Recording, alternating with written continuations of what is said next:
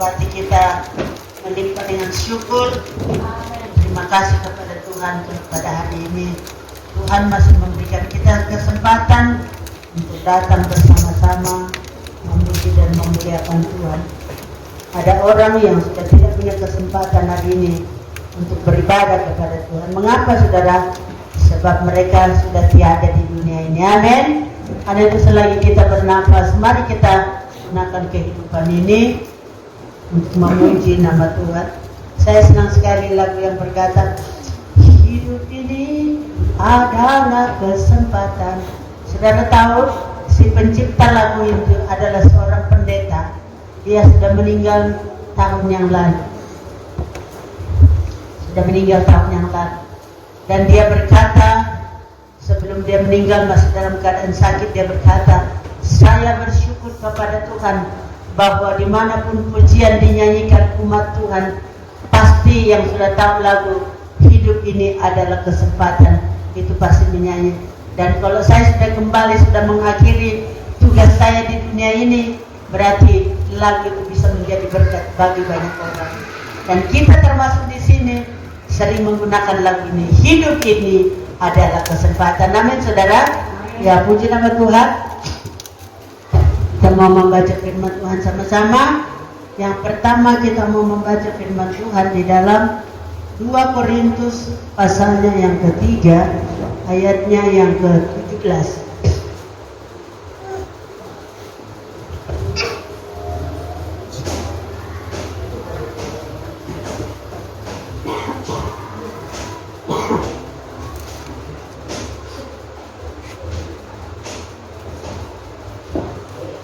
Kalau sudah dapat, kita baca sama-sama 2 Korintus pasalnya yang ketiga, ayatnya yang ke-17. Sudah dapat semuanya? Ya. Mari kita baca masing-masing. Ini sudah ada di depan. Mari kita baca sama-sama ayat yang ada di depan ini dengan perlahan. 3. Sebab Tuhan adalah Roh, dan di mana ada Roh Allah, di situ ada kemerdekaan. Lagi sekali. Sebab Tuhan adalah Roh, dan di mana ada Roh Allah, di situ ada kemerdekaan. Amin. Saudara-saudara yang dikasihi Tuhan, bicara tentang Roh Allah, kalau saudara-saudara membaca dalam Kitab Kejadian pasal pertama, kalau tidak salah ayat 3 atau ayat 2, dikatakan situ, ketika bumi belum berbentuk apa-apa, Roh Allah melayang-layang. Dia ingin melihat seperti apa kejadian bumi, dan dikatakan pada waktu itu masih gelap gulita, belum berbentuk apa-apa, malam, siang dan malam belum terpisahkan, air dan darat itu belum ketahuan, dan di situ Roh Allah melayang-layang.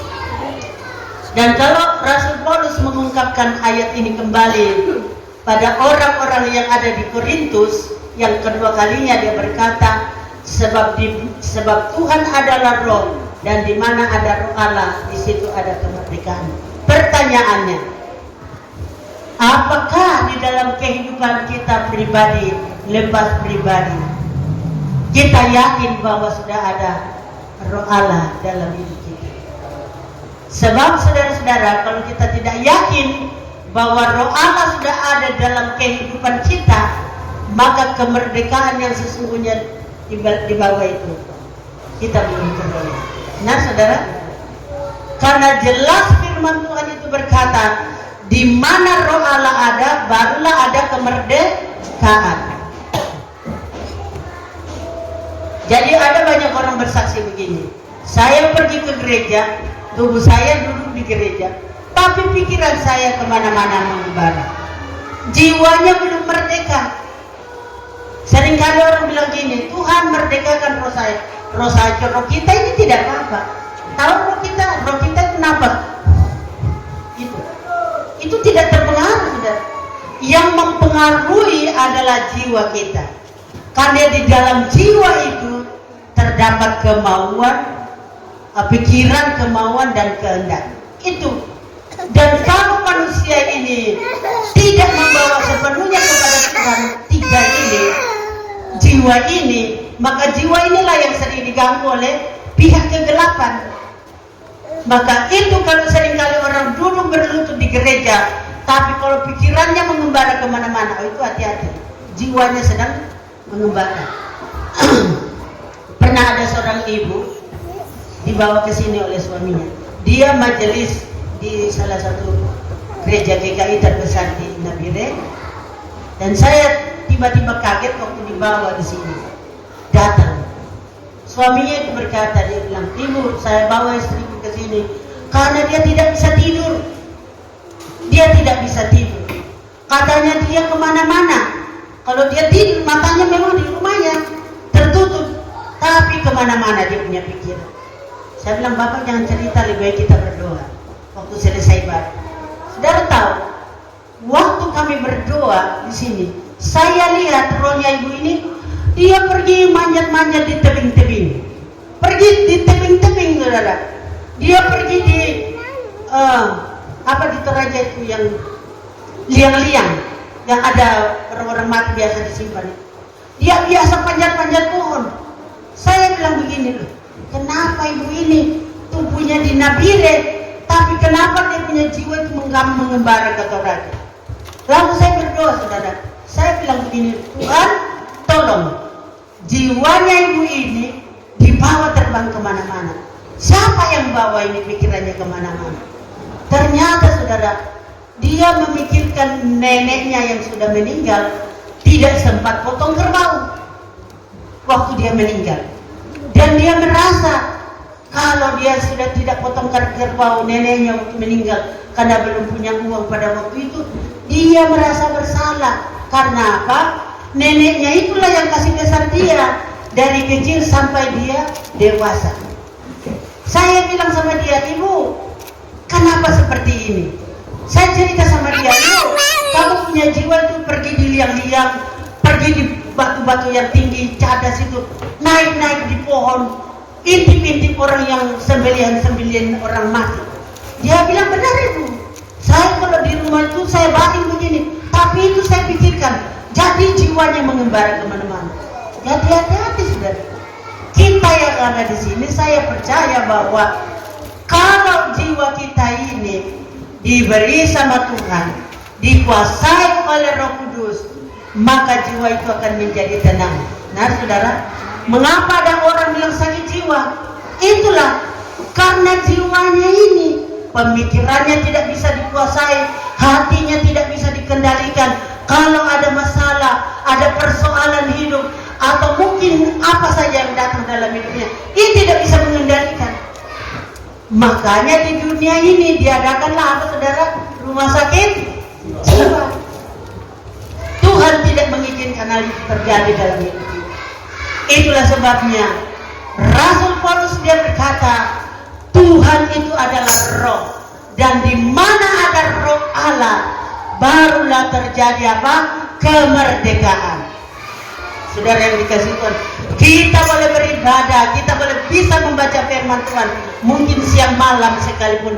Tetapi apabila jiwa ini, hati ini, pikiran ini tidak diserahkan kepada Tuhan sepenuhnya, Roh Kudus tidak bisa berkarya. Kalau saudara membaca di dalam Roma pasal 12 ayatnya yang kedua, di situ apa? Dia bilang apa? Berubahlah oleh pembaharuan budimu. Tadi pujian itu dia berkata begini, ubahlah kami Bapa, bentuklah kami Bapa. Apa Bapa bisa membentuk kita tanpa kita menyerah sama Tuhan? Tidak bisa, saudara.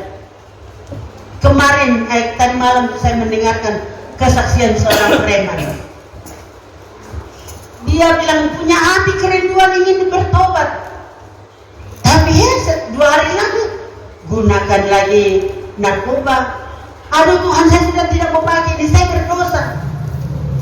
Cuma diucapkan, tapi tidak mau menyerah sama Tuhan. Dan apa yang terjadi? Jiwanya masih terikat. Tapi ketika dia sungguh-sungguh, dia menangis dan dia berkata, Tuhan beri saya jalan keluarnya.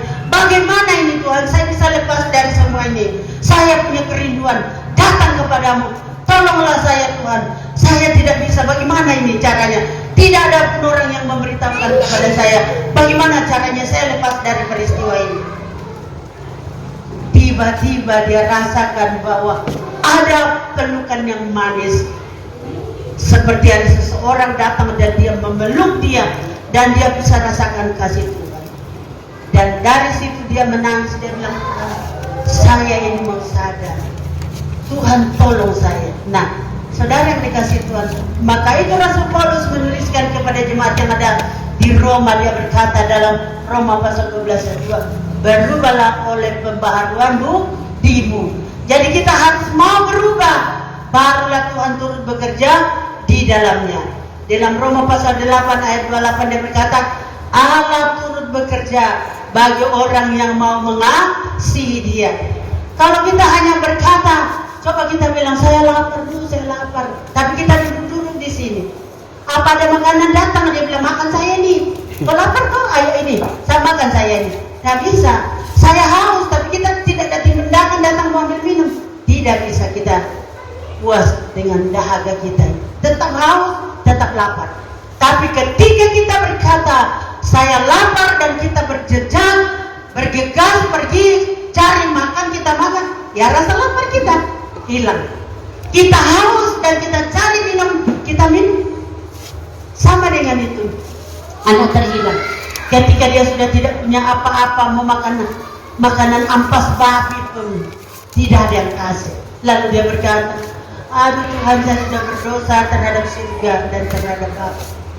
Saya di sini sudah mau mati kelaparan. Di rumah bapakku banyak sekali orang kekurangan. Coba kalau anak terhilang itu, dia tidak bertindak meninggalkan tempat itu, apa bisa terjadi pemulihan dalam hidupnya? Tidak bisa terjadi. Nah, demikianlah Roh Allah. Dia tidak bisa bekerja sendiri tanpa ada respon dari kita. Benar saudara? Jadi kalau demikian, ketika kita menyanyi, ubahlah aku Tuhan, kita memang harus mau berubah. Yang tadinya hidup kita ini tidak benar di hadapan Tuhan, ketika kita datang sama dia, saya mau berubah. Tuhan bilang, mari anakku, mari anakku. Tahu saudara, kalau Yesus memanggilku luar biasa manisnya. Kalau dia berkata, anakku, anakku. Ya, kalau mungkin saya biasa panggil jemaat, nah seberapa halusnya saudara. Tapi kalau Yesus yang memanggil, Yesus yang merangkul, dan dia berkata, marilah anakku, jangan takut anakku. Waduh, bukan main. Rasa-rasanya hidup ini sudah tidak mau hidup di bumi, mau pergi sama dia saja. Nah karena itu, saudara-saudara yang dikasihi Tuhan, firman Tuhan tadi berkata bahwa kalau ada Roh Allah dalam kehidupan kita, barulah kita merdeka sepenuhnya. Merdeka dalam bentuk apa saja? Dari intimidasi dosa, dari intimidasi tuduhan-tuduhan. Kenapa? Pekerjaan si kegelapan, pekerjaan si setan itu, kerjanya apa saudara?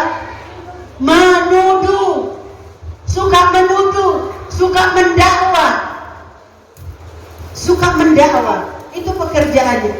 Tapi kita tahu satu hal, apabila kita yakin dan kita tahu pasti bahwa Roh Allah sudah ada dalam kehidupan kita, meski tuduhan itu datang, meski dakwaan itu datang, kita akan berkata itu dulu, tapi sekarang tidak. Nah saudara, karena itu mari kita berdiri dengan kokoh. Kita mau berkata, Tuhan, ini saya mau dibentuk oleh Engkau. Meskipun saudara dibentuk oleh Tuhan itu enak atau tidak enak? Tidak enak. Kadang-kala daging kita minta yang enak. Ada orang berkata begini, aduh mama, saya bilang Tuhan berikan saya kesabaran, baru pulang ke rumah, Tuhan bukan sabar, hati mendidih. Kenapa? Lihat situasi di rumah tidak enak. Anak-anak sudah mulai dikecengin, mau dirampas kayak ini, mau dipukul kayak ini. Jadi saudara-saudara, jangan sekali-kali minta kesabaran dari Tuhan kalau belum siap.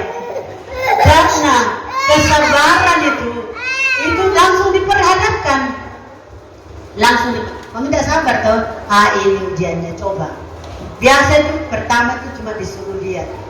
Yang pertama tidak sabar itu apanya kita manusia? Ayo, apanya? Lihat, lalu apanya yang tidak sabar? Mulutnya. Kalau lihat sesuatu, apa bisa mulut diam-diam saja? Tidak ada orang kalau marah itu langsung matanya begitu. Tidak ada. Disertai. Iya, saudara yang dikasih Tuhan. Oh, itu mulut sudah. Kalau orang sudah emosi, apa saja bisa keluar. Tidak bisa dibendung. Jadi saudara-saudara yang dikasih Tuhan, mungkin kita enaknya di jemaat Siloam itu begini. Kalau marah, suaminya marah jangan tinggal di rumah. Keluar pergi di kebun yang punya kebun. Yang punya kandang ayo pergi di kandang. Lihat babi. Babiku bikin apa? Kalau istrinya marah, pergi di kamar mandi sepuas-puasnya, atau pergi mencuci begitu. Jangan tidur. Kalau dibawa tidur, saudara bangun itu lihat situasi yang tidak enak tuh mesti emosi lagi. Iya. Nah karena itu dalam hidup kita, mari kita mau belajar hari-hari. Walaupun kita belum sempurna, tapi kita mau belajar. Karena selama kita hidup itu, kita akan belajar. Kita akan belajar. Jangan dipikir saudara pendeta itu sudah tua melayani macam saya sudah 30 tahun lebih lain sudah lulus. Belum. Masih belajar. Masih cerewet. Masih kata-kata yang tidak baik kalau marah. Kita manusia itu. Nah karena itu kita mau berkata, Tuhan tolong saya. Lebih baik saudara-saudara jangan bilang begini, berikan saya kesabaran. Bilang begini, Tuhan kuatkan saya, berikan saya penguasaan diri.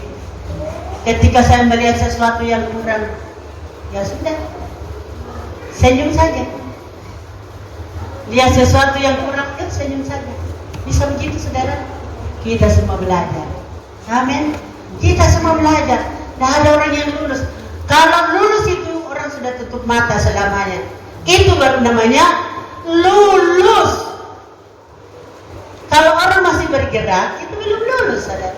Coba tanya Tete ini.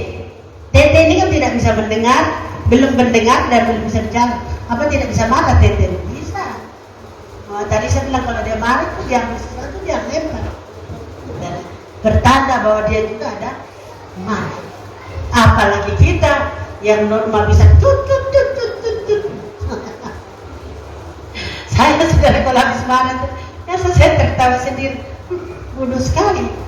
Firman Tuhan berkata, janganlah kamu dikuasai kebodohan. Janganlah kamu dikuasai kebodohan pada waktu keadaan itu terjadi. Kapan itu? Waktu keadaan marah. Kan seringkali itu kebodohan datang. Segala macam berbicara. Bagaimana cara supaya dia sakit. Seperti saya sakit, saya mau supaya dia juga sakit. Jadi itu namanya apa? Balas jahat dengan jahat. Padahal firman Tuhan bilang apa? Jangan balas jahat dengan jahat. Tuhan Yesus tidak pernah buat dosa, saudara. Tidak pernah ada kata-kata kasar keluar dari mulutnya. Tapi apa? Dicaci maki. Dibilangi setan, penghulu setan, kerasukan setan. Coba saudara. Andaikan dia membuka kata satu saja, kita ini pasti tidak selamat. Tak dia rela itu semuanya. Dia terima itu demi siapa? Demi saudara dan saya. Nah, saudara lihat itu tapak kaki. Saya dari tadi lihat itu terharu saya saudara. Ini Yesus seharusnya tidak dipaku kakinya, tapi karena kita sudah melangkah tidak benar, maka kakinya dipaku supaya berhenti melangkah tidak benar. Tangannya yang dipaku itu supaya tangan tidak bekerja sembarangan. Kepalanya dikasih mahkota duri supaya tidak berpikir sembarangan. Lambungnya ditombak lambungnya. Sudah mungkin sudah bayangkan ditombak lagi lambung. Apa yang keluar? Ayam dan jantung. Supaya dalam hati kita jangan menyimpan hal-hal sampah. Kita semua dulu itu pernah menyimpan sampah. Enak atau tidak enak? Tidak enak. Tidak merdeka. Orang yang menyimpan sesuatu dalam hidupnya tidak akan pernah mengalami apa? Kemerdekaan. Tidak akan pernah mengalami kemerdekaan. Saya percaya semua kita yang ada di sini ingin merdeka. Tidak ingin dijajah oleh apapun juga, terutama dari pihak-pihak kegelapan. Kita tidak mau dijajah. Oleh karena itu, bagaimana caranya supaya kita tidak terjajah dari pihak kegelapan? Satu-satunya jalan, izinkan Roh Kudus bawa terus kehidupan kita, bicara kepada kita setiap perjalanan hidup ini, supaya kita selalu merdeka. Kita lihat sesuatu, biasa saja. Mendengarkan segala sesuatu, biasa. Orang kita masih hidup di dunia ini, biasa. Kalau mendengarkan perkara-perkara yang tidak benar, biasa. Dihina itu biasa. Difitnah itu biasa. Saudara tahu, Yesus difitnahkan sampai sekarang. Orang-orang banyak berkata, Yesus itu kan menikah toh sama Maria. Bayangkan sekarang, Maria yang pernah diusir 7 setan dari dirinya. Coba, itu tersebar sekarang dari YouTube. Kalau saudara-saudara itu, Yesus pernah menikah kok, karena sudah umur 33 tahun baru dia meninggal. Dia pernah menikah. Coba bayangkan, hinaan apa itu, saudara? Jadi kalau kita ini pengikutnya Yesus, segala macam kita difitnahkan, segala macam kita dituduhkan, biasa saja. Iya kan? Kita mau belajar bilang apa? Biasa saja kan? Biasa. Tidak punya uang itu biasa. Punya persoalan itu biasa. Saudara yang dikasih Tuhan, pernah Ibu Moga bilang begini. Saya bilang begini, aduh terima kasih untuk hari ini, dompet sudah diberkati Tuhan. Saya kalau sudah bilang dompet diberkati Tuhan, artinya itu saya tidak ada duit, tidak ada uang, saudara. Dari dulu, kalau beras tidak ada, saya bilang, Pak, beras diberkati Tuhan, dompet diberkati Tuhan, artinya itu tidak punya uang dan tidak ada beras. Loh, bisakah kita mau bilang begitu? Kalau kita lagi kurang, tidak punya apa-apa, bisa, saudara. Kenapa tidak bisa? Terlalu malu Bapak kita di surga kalau hanya perkara makan minum saja kita tidak makan. Tapi kalau Tuhan izinkan kita tidak makan 1-2 hari, itu ada maksud Tuhan. Supaya hidup kita tidak hanya bergantung pada perut, aduh hati lapar, tapi dia mau kita bergantung kepada Tuhan. Itulah sebabnya firman Tuhan berkata, manusia hidup bukan hanya dari roti saja, tetapi dari setiap firman Allah. Itulah yang membawa kehidupan di dalam hidup ini. Makanan, minuman itu berlaku untuk daging saja. Saudara yang dikasih Tuhan, saya pernah dulu Tuhan izinkan tahun 2006 puasa 2 kali 40 hari sampai saya pendarahan. Yang dapat penglihatan itu Pendeta Alexander. Dia bilang, kasih tahu anakku itu, suruh dia jus pepaya. Dia sudah puasa 60 hari. Saya ketemu sama Pak Alexander, dia bilang, dia panggil saya, hambanya. Oh iya, bagaimana kau Den? Saya panggil dia, bagaimana kau Den? Bapak kasih tahu saya, kau sudah puasa 60 hari kau. Terus? Iya, dia bilang, kau pendarahan, benar gak itu? Dia bilang, ambil pepaya yang masak, kau jus dan kamu minum. Oh, boleh gak? Boleh, asal sudah jam 5 sore. Saudara dikasih Tuhan, karena Tuhan yang suruh dia, saya jus itu pepaya. Bayangkan itu, pendarahan seperti orang melahirkan. Saya minum itu pepaya karena di jus 2 gelas besar. Selesai saya minum itu, stop sekali. Jadi kalau Tuhan berbicara, saudara, adakah yang mustahil? Tidak ada. Jadi kalau itu Tuhan izinkan kita tidak punya uang, sukacita saja. Sukacitaku besar, ya kan? Sukacita besar. Menghadapi pekerjaan ini 1 kali, saudara, waktu bukan 1 kali, berkali-kali waktu kita baru memulai pembangunan ini. Kalau malam-malam itu saya tidak bisa tidur. Saya bilang, Tuhan, pembangunan ini bukan kecil, ini besar. Sudah mau 1 minggu itu begitu. Setiap malam saya tidak bisa tidur. Saya pikirkan, Tuhan, kalau mau beli bahan tidak ada uang itu bagaimana?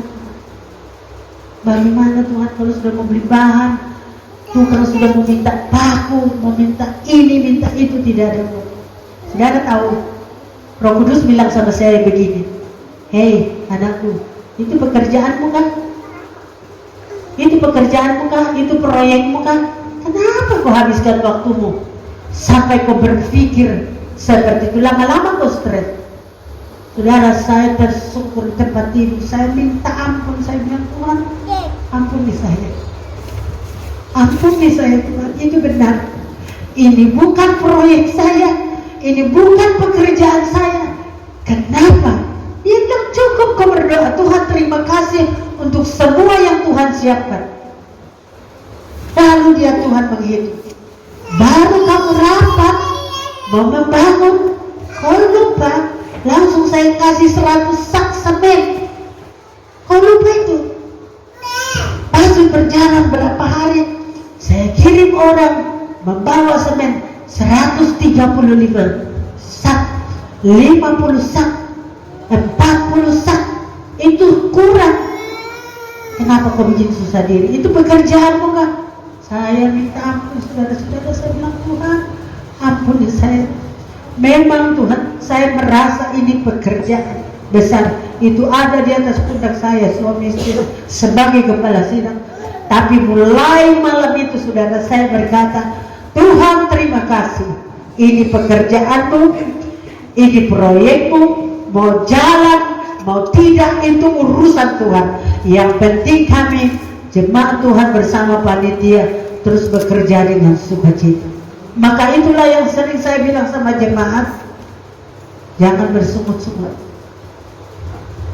Karena kata firman Tuhan dalam kitab Yakobus, sungut-sungut itu tidak pernah mengerjakan kebenaran di hadapan Allah. Apalagi kalau kita marah, tidak akan pernah kebenaran ditimbulkan. Karena itu saudara, kalau kita semua jemaat ini sudah roh memimpin kehidupan kita, pekerjaan besar ini bagi Tuhan itu kecil. Amin saudara. Bagi Tuhan itu kecil. Sampai Tuhan mengingatkan, kamu lupa toh, sudah ada 6.000 bata. Masih berapa tahun, sudah berapa tahun yang lalu ini baru mulai dipondasi, sudah ada itu 6.000 bata. Sudah, kamu lupa itu? Atapnya pun sudah ada yang menanggung. Aduh Tuhan, saya bilang itu, Tuhan ampuni dan ampuni. Jadi saudara-saudara kita Tuhan, mari kita bekerja dengan sukacita. Karena kalau kita lihat judulnya dari pembacaan itu di Hagai, pembangunan rumah Allah mendatangkan apa? Berkat. Yang pertama diberi apa? Berkat kekuatan, berkat kesehatan, berkat kesehatan, kesehatian, persatuan yang erat sehingga bisa terjadi. Saudara yang dikasih Tuhan, sampai saudara-saudara kita yang sudah keluar dari sini, dia berkata, enak kamu lah. Jemaat bisa dihitung jari, tapi bisa membangun gedung seperti itu. Enak kamu. Saya bilang, bukan enaknya saya, bukan enak saya, enaknya Tuhan Yesus. Kata dia suruh kami bekerja. Kalau lihat kami jemaat ini, siapa kami mau bekerja sedemikian seperti itu? Kalau kami juga tidak disuruh oleh Tuhan, kami pasti tidak. Mungkin saudara-saudara masih ingat ketika dulu Bapak Gembala dia menawarkan gedung ini ditambah sama besar. Saudara tahu waktu Bapak Gembala membuat gedung yang direhab ini, gedung mini, dan dia terlihat ini, saya itu tutup mata di sini. Saya bilang, Tuhan, saya tidak mau itu. Saya tidak mau itu. Saya ingin melihat seperti yang Tuhan gambarkan utama yang ada sekarang. Dan ternyata saudara, kalau itu bisa terjadi sampai pada hari ini bisa berjalan, itu karena Tuhan. Nah karena itu, mari saudara-saudara kita izinkan roh Allah itu ada dalam diri kita, sehingga setiap kita melangkah kita tahu bahwa kita orang merdeka di dalam Tuhan, bebas dari intimidasi apapun juga, men. Mungkin kita berkata, oh enak di sini, tapi ibu kan tidak tahu kalau saya sudah pulang ke rumah seperti apa. Jangan mau lihat saja dong, lihat saja dan senyum saja. Ada orang bikin saudara seenaknya, bilang bikin saudara sampai kau puas, iya toh?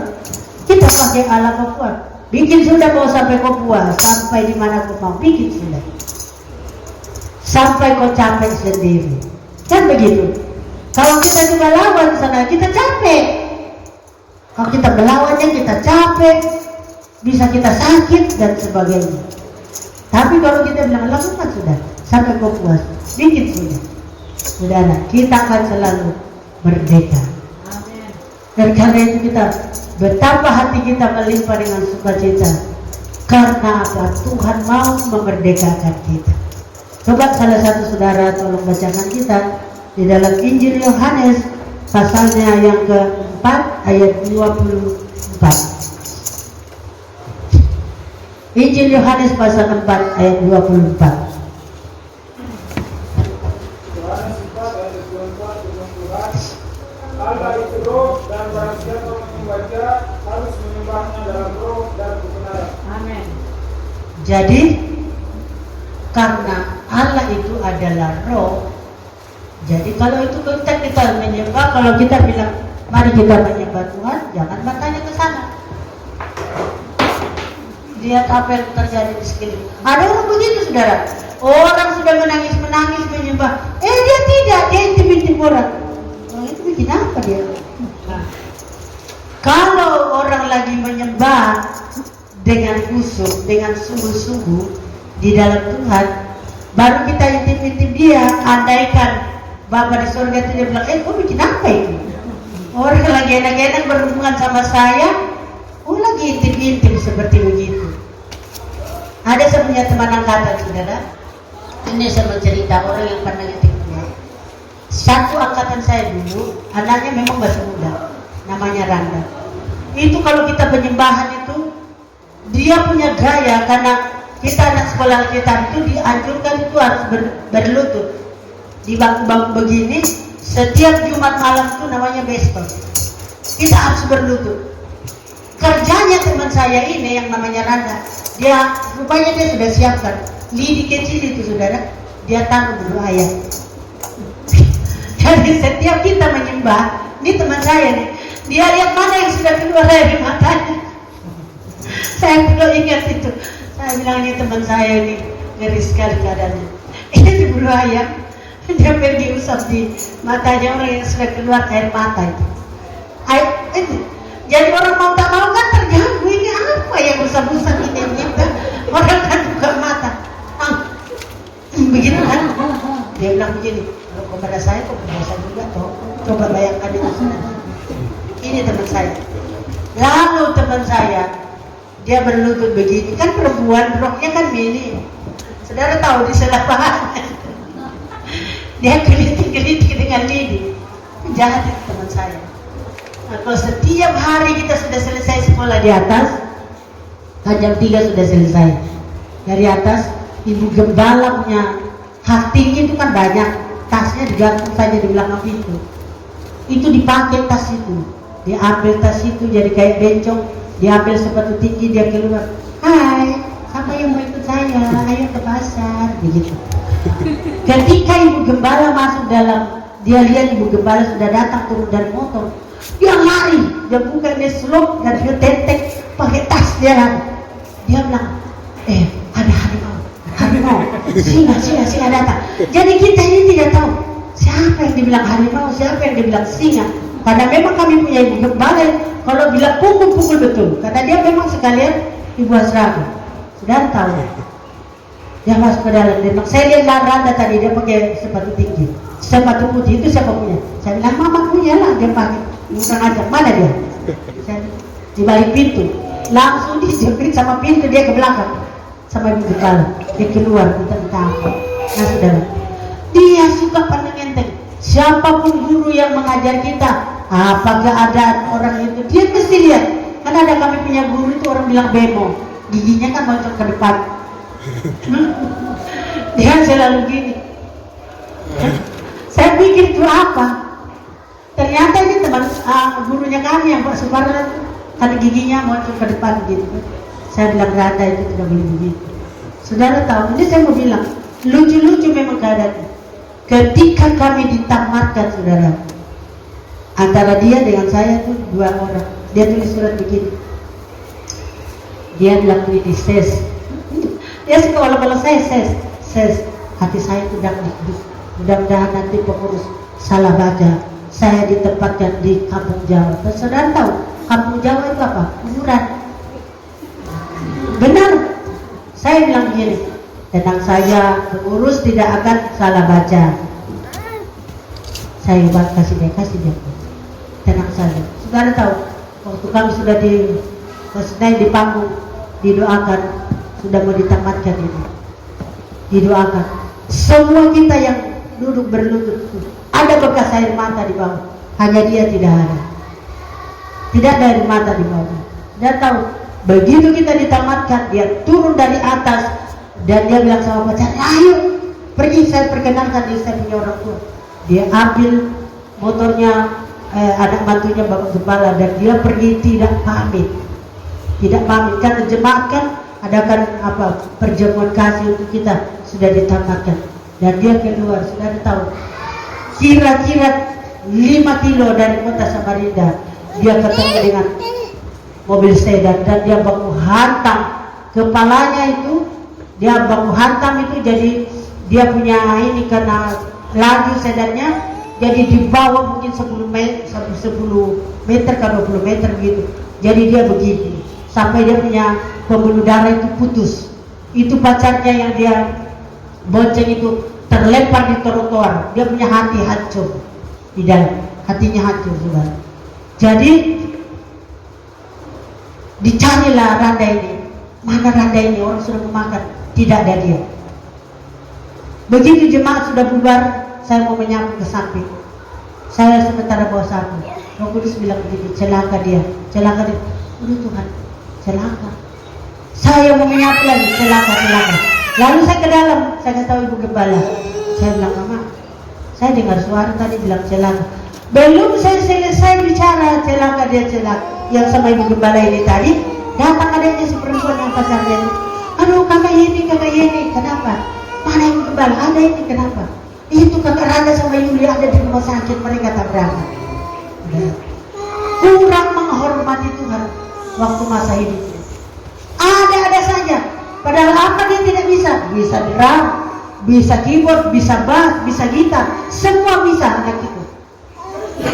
Tapi terlalu sering dibuat-buat gaya. Dan akhirnya apa saudara? Talentanya terkubur di diri saya. Jadi hidup ini sangat berharga di hadapan Tuhan. Waktu peristiwa itu datang langsung kami pergi dan kita lihat memang sudah tidak lanjut. Karena ini setiap kali bernapas itu darah sudah begini keluar. Taruh dia pun. Nah saudara yang dikasih Tuhan, dari peristiwa itu saya berkata bahwa hidup itu betapa pentingnya kalau kita menghormati Tuhan dalam kehidupan kita. Karena itu firman Tuhan berkata, Tuhan itu adalah roh. Ya karena itu kalau kita kusuk-kusuklah datang kepada Tuhan, menyembah kepada Tuhan. Saudara tahu yang sudah biasa penyembahan dalam roh, rasanya kalau sudah menyembah, roh sudah bekerja, rasanya lama pun tidak terasa sudah selesai.